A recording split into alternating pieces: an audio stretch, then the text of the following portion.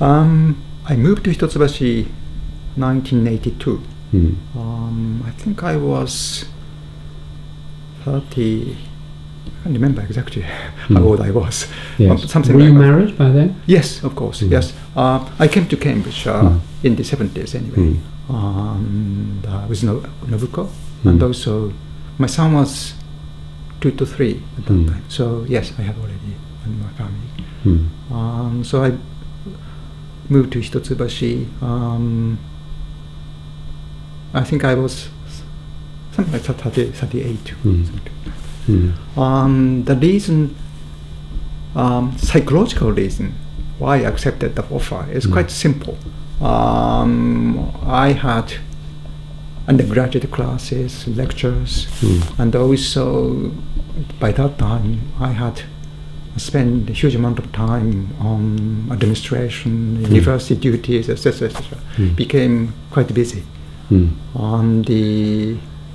I felt sort of fed up with the, and also still I was very young, probably too young to be able to combine different things together and compartmentalize one thing and moving on to another thing. I couldn't do that perhaps. So I thought the research institute is a sort of paradise. So I said yes. That certainly upset my colleagues. But surprisingly, not Akira Hayami. He was not sort of a person. He was. So I'm really grateful to him saying anything about my move as a sort of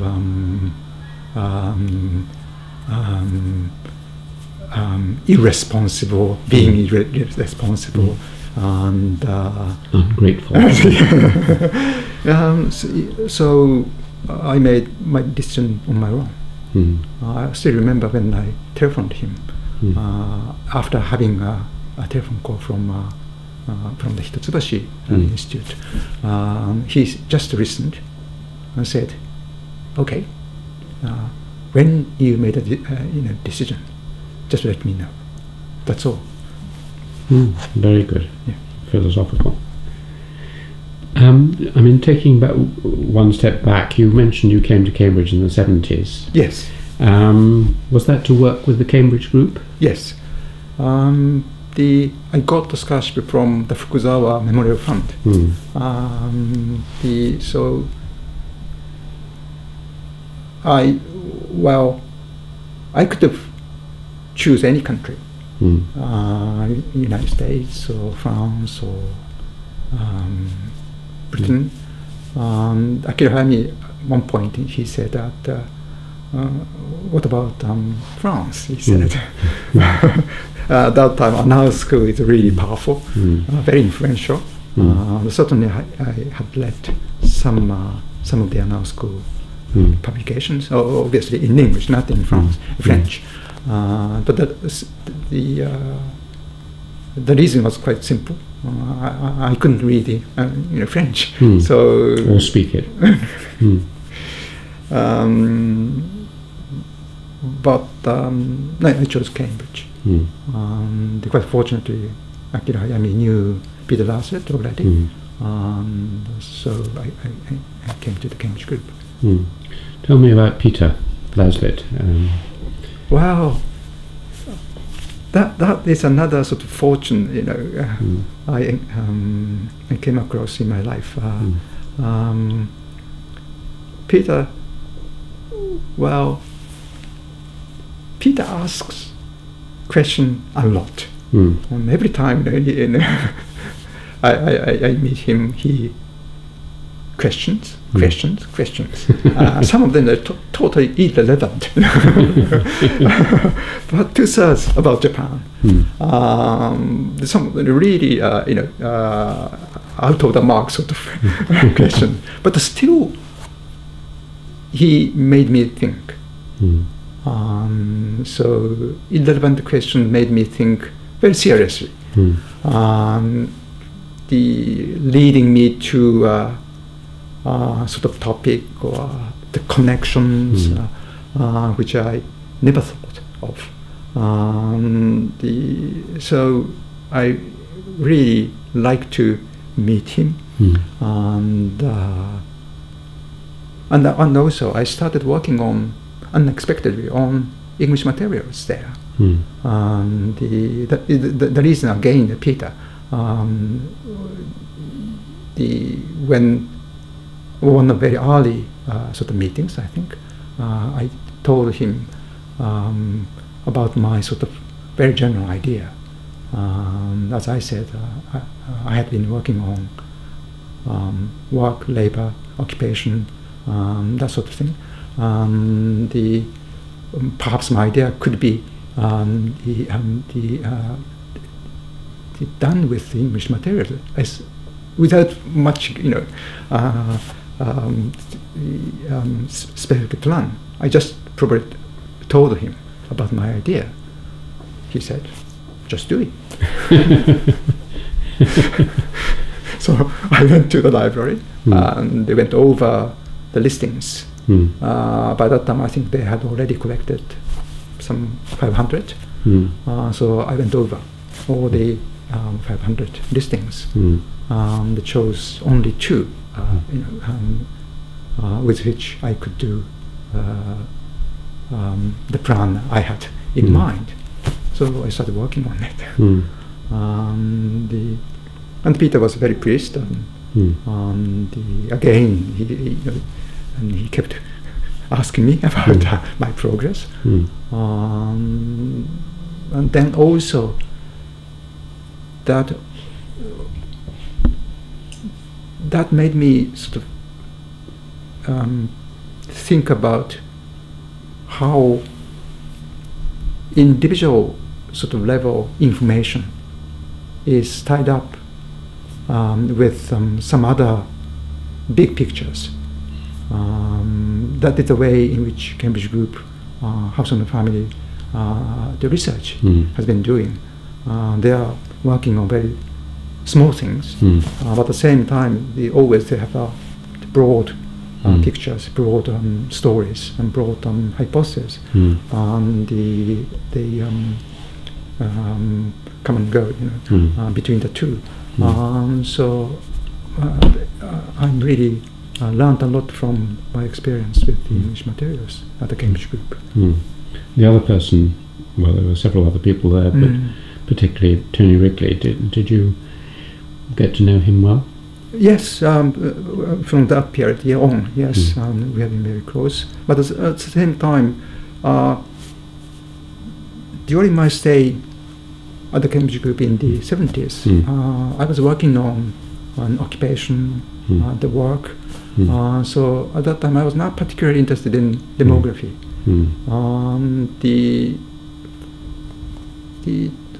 I really don't know why I started working on demography at the end of my, eventually. But suddenly I started working on demography in Japan rather than in Cambridge. But thanks to my sort of some knowledge about what the Cambridge Group has been doing, it was quite easy for me to get on with historical demography. Obviously, because Hayami was there. So I eventually came to work on both economic history and historical demography. Roger and Tony, and not just Tony and Roger, and also there was Jim Oppen and those people. What, it's a very broad question, but you worked on English materials and on Japanese materials. If you had to pick out 3 or 4 of the major either similarities or differences between what you found in these 2 places in the period you were studying, what would you single out as similarities and differences? The differences are quite, I think, straightforward, I thought. When I started working on English materials, I could see how the family looked like. So definitely there are sort of small nuclear families. Whereas when I look at the Shimura-Tamichao population registers, there are sometimes more complex family households. So that is obvious sort of difference. But at the same time, the difference in the family structure, family and household structure, must have been related to some other differences. I thought, the way in which, I was working on work and labor. The labor supply, for example. The labor supply is a very much abstract word in economics, but in the Tokugawa period, that meant in many cases the children were sent into service. See how they were sent into service and how they came back home. So these are sort of probably within the particular mode of household formation and family household structure. So those things I learned a lot from my Cambridge experience. You had servants in both places, yes, which is unusual. You don't get the servant phenomenon except in these two places. But, but you get more return to the household in the Japanese case. In the English case, once you've left home, you tend not to go back. Is that a big difference? That is true. Yes, that is true. Especially girls went back just to, for example, get married. And but I think the more fundamental difference is that after getting married, they became self-employed, whereas in England they became agricultural laborers in most cases. So they do not go back to the very different self-employed household economy. So in the Japanese case, the girls came back, but then they set up as self-employed as part of the household economy. That's right. Men too. Men's experience are probably more diversified. Some of them came back just to be adopted by others. This again is a huge difference, the system of adoption. That's right. That is another difference. Which you don't get in England. I think for boys in the early 20s, perhaps in the high teens, adoption was a very much a good sort of job opportunity for them. One of the probably most important job opportunities for non-inheriting sons. Obviously, one option is just to go to the city, train there, or apprentice there, and then become a carpenter, and etc., etc. But probably far more important is the adoption, I think. I looked at some demographic parameters and suggesting that there is a big opportunity for them. Some of them came back simply because to be adopted. So they found a job there. How do... It was traditional in England, if you were a servant and you were for hire, that you would put a straw in your mouth and stand on certain days on the edge of the square, and people would come and hire you for a year. When you wanted to be adopted, could you wear a certain kind of hat or put up a notice saying for adoption, or what? I think it's something like arranged marriage. There were people professional arrangers of adoptions, were there? I don't think there are the genuine professional go between. Probably there are just the key persons within the sort of kin network or social network. They know a lot of people here and there. Not just the people in the same village, some neighboring village as well. They are connected, related to some other families. So they know there are some young second and third sons. They hear that they are only daughters. So there's simply connections. I think always there are that sort of person. What this creates is an adoption by bringing someone in and turning them into a family member. Creates loyalty and commitment to the family firm. But it combines that, it's very like a Cambridge college, it combines commitment and loyalty with supposedly achievement and effectiveness. It's artificially recruited, and yet it has the emotional overtones of something that is based on birth and blood, which is very powerful as a way of organizing a society. Because if you go too much towards blood, then it becomes very static and structured, and you get bad heirs. You go towards total market penetration, then you have no commitment. But this Japanese method gives you a very good combination. Yes, it gives the Japanese system some sort of a flexibility, yes. There are some anecdotal evidence that in big merchant houses, they deliberately adopt from one of the servants, despite sometimes they had sons. They get their daughter married to one of the bright servants, although that number is very small. But certainly that tells you how the things worked. And when I was looking at the population registers, I came across several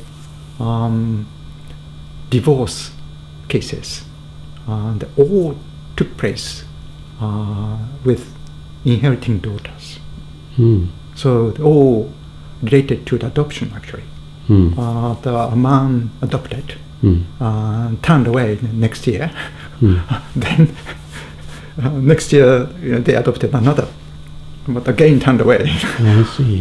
So the succession of divorce was recorded there. I think that is something related to what you described now. It's also, to us, a strange phenomenon in Japanese novels that the mother-in-law can just tell her daughter or her son, I don't like your partner, you must get rid of them and bring in another one. To us this would be unacceptable and of course impossible with a Christian church. But in Japan it's the parents, if the parents think that the marriage is not suitable, they can break it up. Although we can't tell that it is really mother or mother-in-law who actually says so. Yes. Or sometimes the daughter herself, maybe, simply didn't like the man who was chosen by parents. I don't know. We don't really don't know. But certainly the record says that that sort of thing could happen in a Japanese household. If someone asked you, in other words, if I asked you what you thought were the 2 or 3 ideas that you had contributed to historical research which you're most excited about and feel are your most important, interesting ideas, what would they be?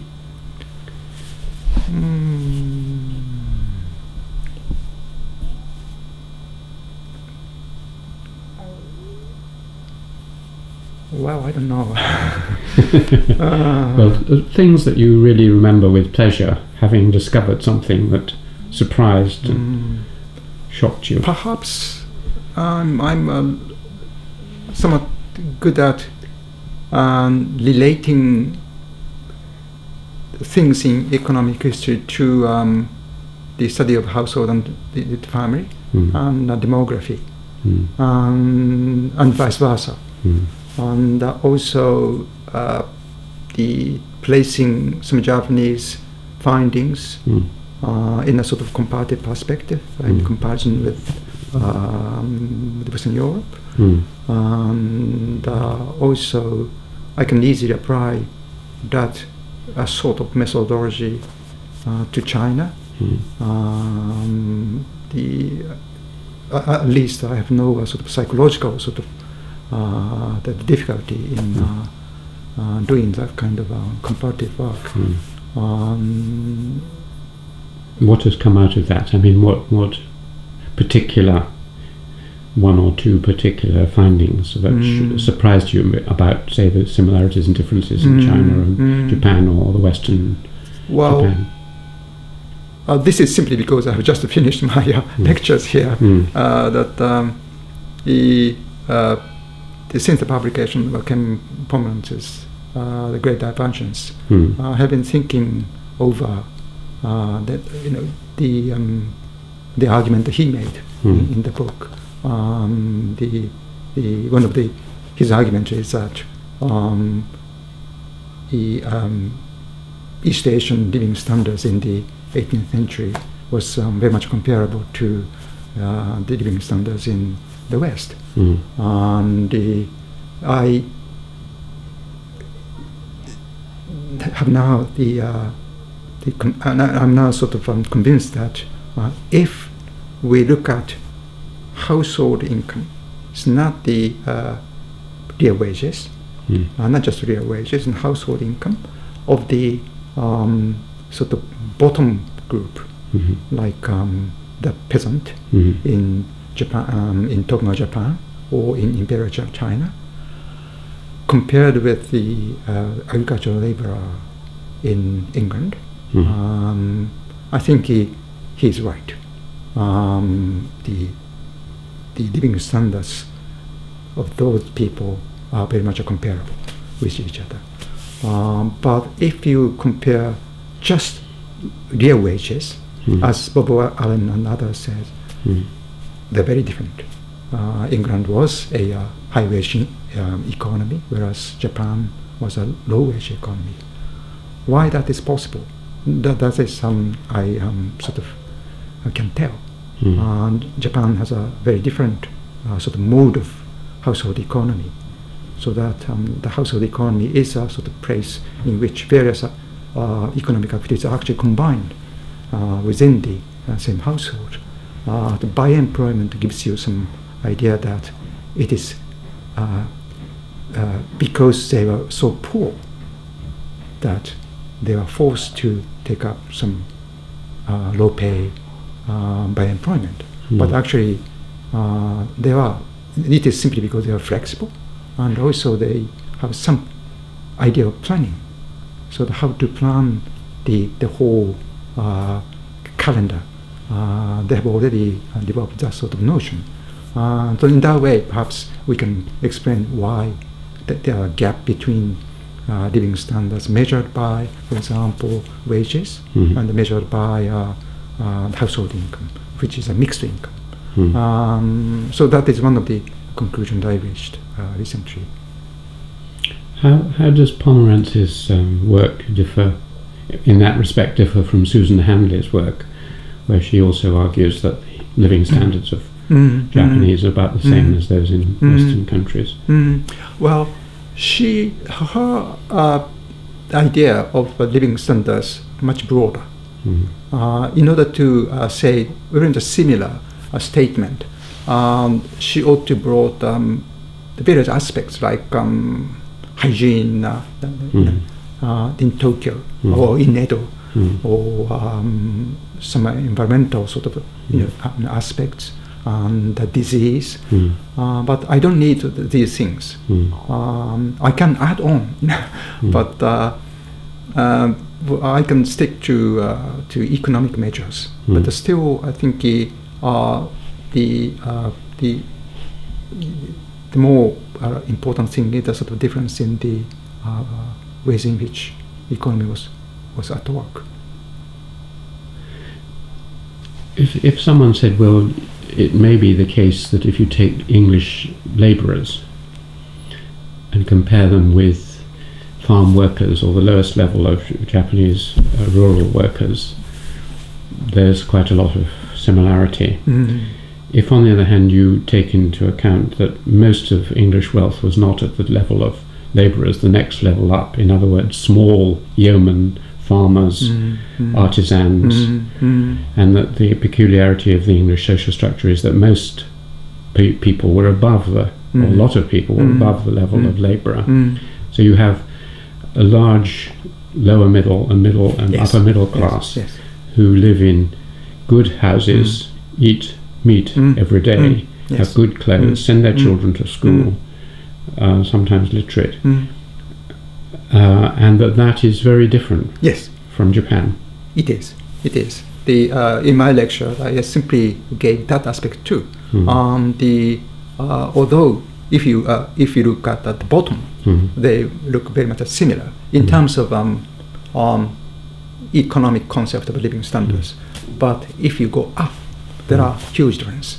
You have a much thicker middle class people, and their average household income is much wealthier. Much larger. So that the whole domestic market was much larger in England than in Japan. So that this is the third measure. That is, if you can calculate sort of per capita GDP, which is much larger, which is much higher than in Japan in the Tokugawa period. It's a bit ironical because that is to say that in England, high income inequality and the economic growth were interrelated. That actually implies that in Japan, because of the smallness of the middle classes, Japan was a low growth economy during the Tokugawa period. Because of the disposable income for most people was very small. The market was small.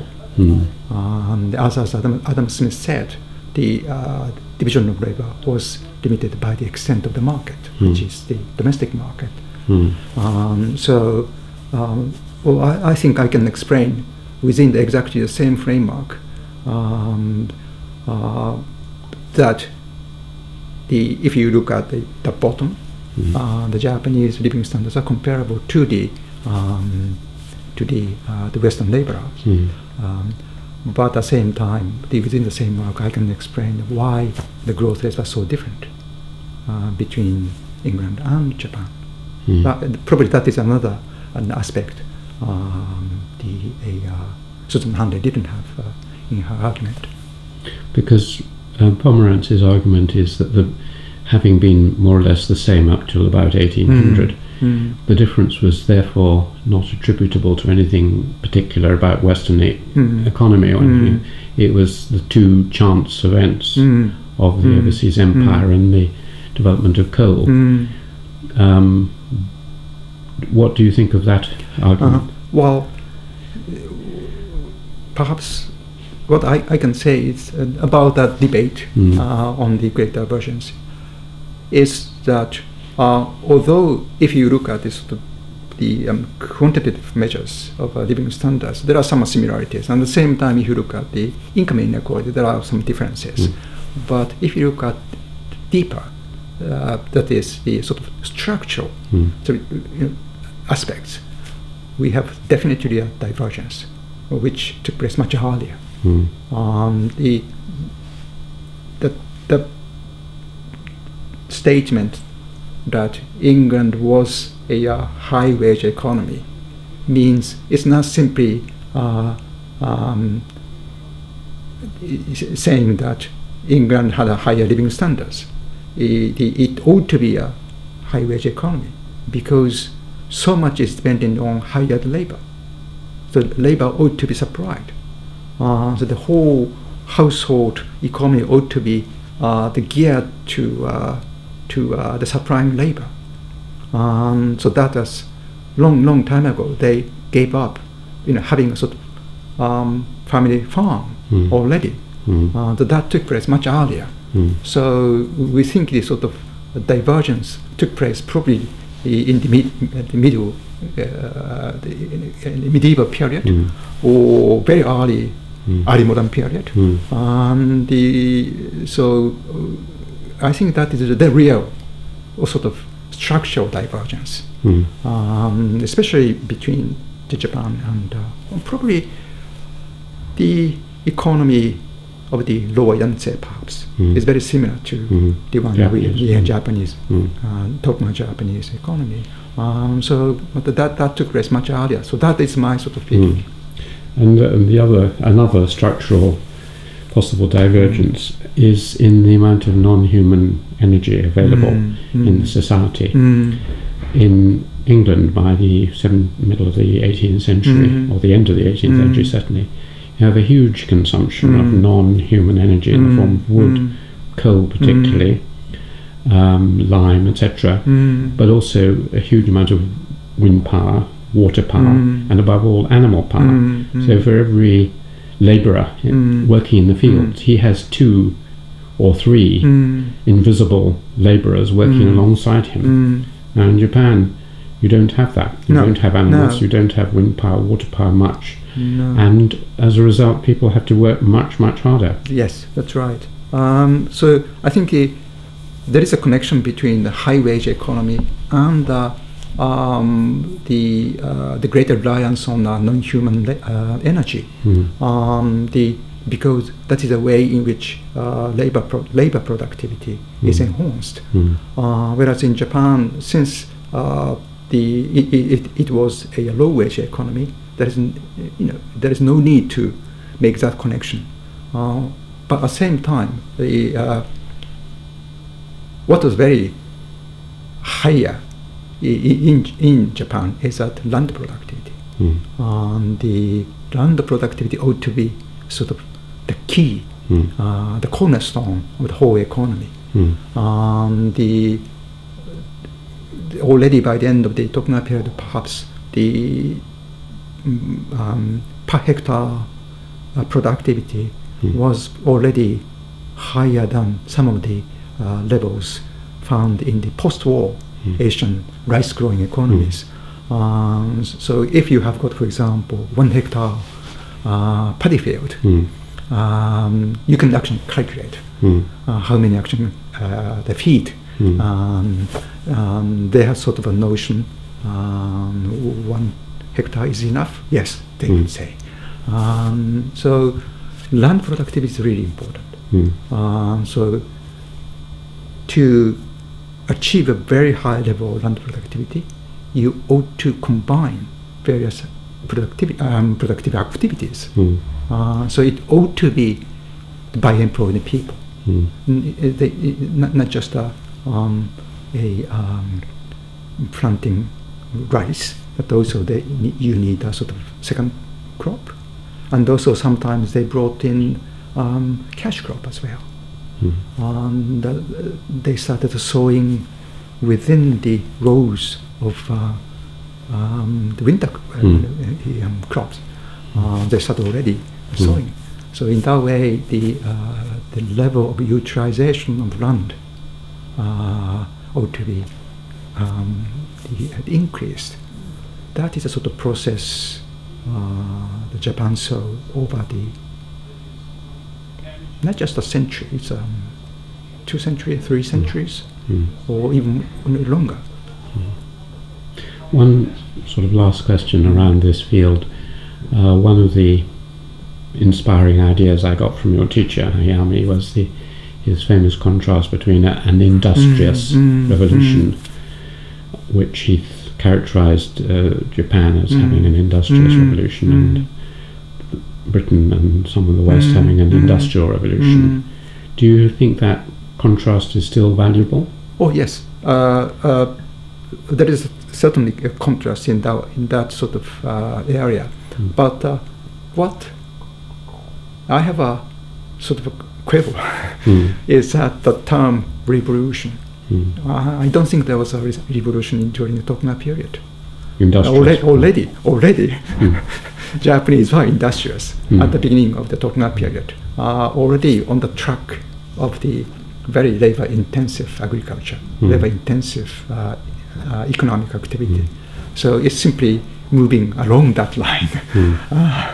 Well, of course, Nick Crafts and others would say they would have the same quibble about Western Industrial Revolution. There wasn't one. It was there already. And already, yes. 500 in years most ago. cases, it was more of an evolution than a revolution. Well, we've covered a number of things. There are always many more things in a person's life that one can talk about in an hour or so. But is there anything that you would really like me to ask you about? No, I think it was fine. We've covered everything. Well, as long as they would be interested in what I said. Now, No, well, it was lovely, and thank you very much indeed. Well, thank you very much indeed for talking.